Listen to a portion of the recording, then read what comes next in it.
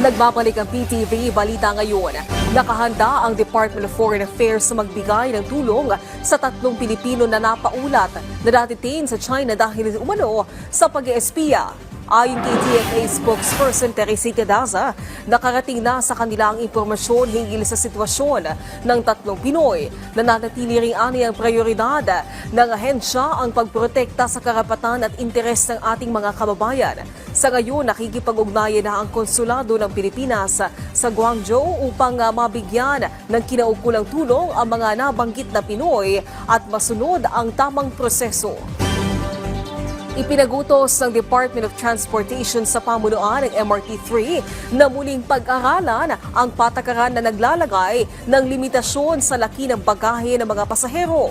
Kinuwestiyon ni Transportation Secretary Vince Dizon ang patakaran lalo't hindi raw dapat mahirapan ang mga commuter. Mababatid na sa lumang patakaran ng MRT-3, limitado lang sa 2 feet by 2 feet ang sukat ng hand-carry luggage ng mga pasahero ng tren. Sa ngayon, sinuspindi muna ng MRT-3 ang naturang patakaran. Samantala, alamin natin ang ibang balita mula kay Jay Langang ng PTV Davao. Mayong adlaw, duha ka individual ang nadakpan atol sa joint drug bypass operation sa barangay 26-C, Davao City netong Abril 3 ning tuiga. Gila ang dinakpan nga sila alias Sunshine, 44 anyos kinsa gilang top 2 drug personality sa Davao City. Apil sab sa nadakpan ang delivery rider nga si alias Dandan, 30 anyos. Napalitan sila og ziplock plastic sachet nga dunay sulod nga gituwang shabu. Gawas ni ini, nakuha sab gikan kanila ang lain duha pa ka mga pakete sa gituang shabu nga mubalor tanan sa kapin 347,000 pesos. Mag-atubang sila sa kasong paglapas sa Republic Act No. 9165 kon Comprehensive Dangerous Drugs Act of 2002. Nisurrender ang kanyang miyembro sa Communist Terrorist Group kon CTG sa mga kapulisan sa Surigao del Sur Provincial Office. Gila kini nga si alias Bisco, 52 anyos nga taga San Miguel, Surigao del Sur.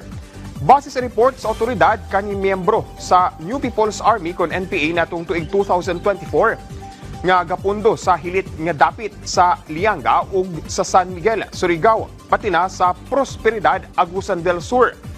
Dungan sab niining gi-turnover ang iyang armas nga usa ka AK-47 rifle, AK-47 magazine, napulo ka 7.62 mm live ammunition nga bala ug usa ka rifle grenade.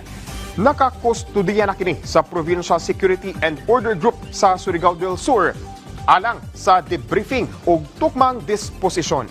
Ug mo kadto mga nagunang balita dinhi sa PTV Davao. Ako si Jay Lagang. Mayong adlaw. Daghang salamat, Jay Lagang. At yan ang mga balita sa oras na ito. Para sa iba pang update, i-follow at i-like kami sa aming social media sites sa @PTVPH. Ako po si Naomi Tiburcio para sa Pambansang TV sa Bagong Pilipinas.